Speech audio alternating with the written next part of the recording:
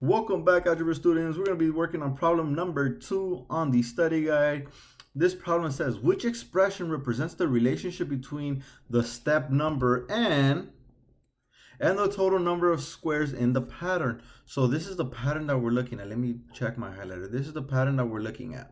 Okay, so we're trying to figure out what is the relationship. When they ask us what is the relationship, we are trying to find a formula that will give us every number of squares that we have in any step. So if I look at step 1, I'm going to go ahead. I always like to write out how many squares I have for each step.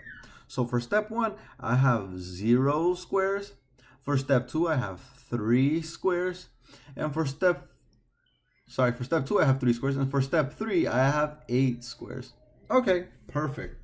So now, whenever I'm solving these types of problems where they give me squares, I got to think, what is the goal? What am I looking for in this pattern? My goal is trying to find the square within the pattern. So what do I mean by the square? So what I mean is one of my first steps has to have a square. My second or one of my steps or the next step after the first one has to have a square that is a 2 by 2. What do I mean by 2 by 2? This is 2 for the length and 2 by the width. And this is 1 and this is 1. So the next square that I have to identify has to be a 3 by 3, right? It has to be a 3 by 3, right? Because there's 3 right here for the bottom and 3 right here on the side, right? And then after that, it has to be 4 by 4 and then 5 by 5, etc., right? So I have to find that pattern within the steps that I'm given. So right here for step 0, is there a 1 by 1 square? No, right? It's empty. There's 0 squares. For step 2, is there a 1 by 1 square? Yes, there is. There's a 1 by 1 square here. 1 and 1, right?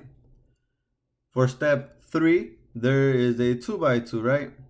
But guess what? I'm going to go ahead and let you know that this won't work because for step 1, there isn't a pattern that we've identified. So right here, there's nothing.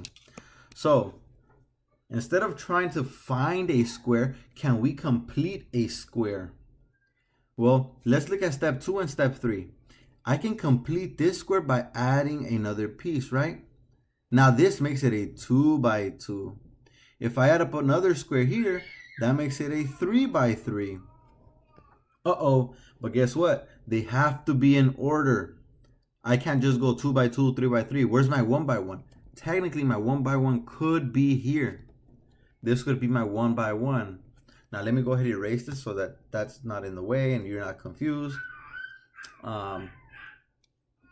Technically, that could be my 1 by 1. So what did I have to do to complete the square? I added 1 square to each step, right? And that gives me the formula n squared. So now I have the formula n squared. But question, does n squared describe my original pattern? My original pattern that was 0, 3, and 8? No, right? N squared describes 1, n squared describes 4, n squared describes 9. So how can I get my 1, my 4, my 9 to look like my 0, 3, and 8? Well, I just have to subtract 1 from each, right? So 1 minus 1, that's 0. 4 minus 1, that's 3. And 9 minus 1, that is 8. So in my formula, I have to take n squared and subtract 1. And this right here will be my formula. So my solution to this problem is letter B. Okay? Hopefully this wasn't too confusing.